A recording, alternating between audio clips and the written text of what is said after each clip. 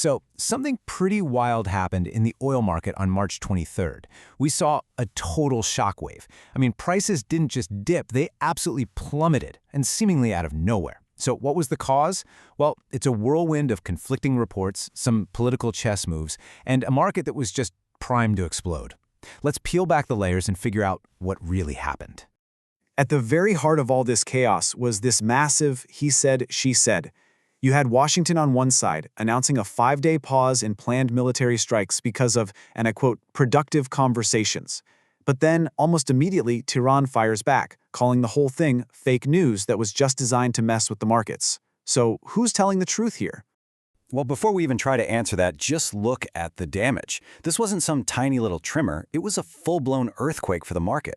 Brent crude, which is the global benchmark, plunged from nearly $120 a barrel all the way down to below 100. We're talking a drop of more than 10% in a single day. The market's reaction was instant and it was violent. And this, right here, brings us to the big question we're tackling today. If Iran is flat out denying that any talks are happening, why on earth did one little announcement from Washington cause one of the biggest price drops we've seen all year? The answer, well, it's a fascinating story about how markets think and how they can spiral out of control. All right, so to really get what happened, we've got to rewind a bit and look at the setup before the crash. You see, the market wasn't just bullish on oil, it was dangerously overleveraged on one specific bet: war. For weeks, prices had been getting pumped up by something called a war premium. Now, this isn't about fundamentals like supply and demand. Nope, it's literally the price of fear. Traders were paying extra for oil simply because they were terrified of a massive conflict in the Middle East that could choke off the world's supply. Yeah, and this quote here just nails it. The money flooding into the oil market wasn't a bet that the global economy was booming and needed more fuel, not at all. It was a very specific, super concentrated hedge against one particular catastrophe, the potential closure of the Strait of Hormuz. That's a tiny choke point that, believe it or not, controls about 20% of the world's oil. Okay, but here's where it gets really interesting. Just how concentrated was this bet? Well, the latest data showed that hedge funds and the like were holding 429,000 net long contracts. I mean, what does a number that big even mean? It means we were at an 8-year high for bets that the price of oil would go up. Think about that for a second. Basically, everyone was on the exact same side of the boat. This wasn't just a popular trade, it was the most crowded it had been in almost a decade. And that, my friends, is a very, very dangerous setup. So you've got this incredibly one-sided, overcrowded trade. And in a situation like that, man, it doesn't take a hard fact to knock the whole thing over. All it takes is a rumor. And that's exactly what happened. It triggered an absolute stampede for the exits. Now, the fancy term for this kind of stampede is a long liquidation, but really all it is a domino effect. When everybody who bet on prices going up suddenly gets a reason to doubt their bet, they all rush to sell at the exact same time, and that creates a terrifying downward spiral. So let's break down exactly how that spiral worked. First, the news hits about that 5-day pause. The first wave of traders, the early ones, they sell immediately to lock in their profits. That first bit of selling pushes the price down just enough to trigger a wave of automated sell orders called stop losses.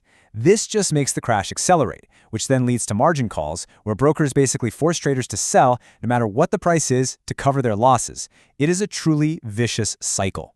And this is so important to understand. The news about productive conversations, it didn't actually have to be 100% true. It just had to be plausible enough, believable enough, to make everyone holding that war premium bet nervous.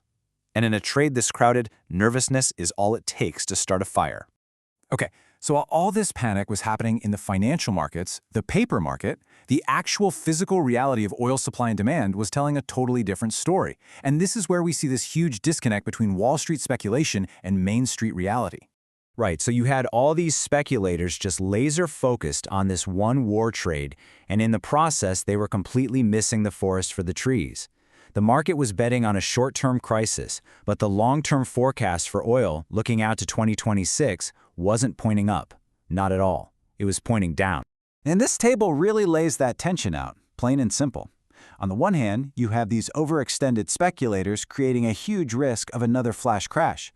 But notice the short interest. It's super low. That means almost no one was betting against them, which took away a key force that could have pushed prices back up.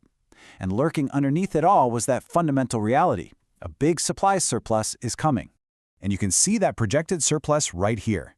All the big forecasters are expecting global production, led by places like the US, Guyana, and Brazil, to actually grow faster than demand, creating a surplus of nearly 2 million barrels per day. So here's the key takeaway. The real, fundamental pressure on price was always downward. That war premium was just masking the truth. So you might be thinking, okay, a bunch of traders got wiped out. Why does this matter to me? Well, it matters a lot, because lower oil prices can be a massive relief for the whole economy, helping to cool down inflation. Just look at the NASDAQ. The tech-heavy index jumped over 1% on this news. It's a really stark reminder of just how connected geopolitics, commodities, and your own portfolio really are. But listen, this story is far from over. That same news that sparked the crash also started a countdown, turning this from just a market event into a high-stakes diplomatic standoff. So let's look at what you need to watch for. Remember that 5-day pause in military action we talked about? Well, that wasn't just some off-the-cuff remark. It put a very real clock on this whole situation. For traders, this means 5 days of what they call dead air, where that expensive war premium bet just might not be worth holding on to. So, here's how the timeline breaks down. The crash happened on the 23rd. Between now and the 27th, the market is going to be desperately looking for any sign, any whisper of a real deal. But the key date to circle on your calendar is March 28th. If that deadline passes and there's no breakthrough, that war premium and those high prices could come roaring right back. And all of this leaves us with the one final multi-billion-dollar question. Was this crash just a temporary panic attack fueled by a rumor in a ridiculously overcrowded market? Or was this the moment that the speculative war bubble truly popped, finally allowing prices to fall back in line with reality? The next few days are going to tell us everything.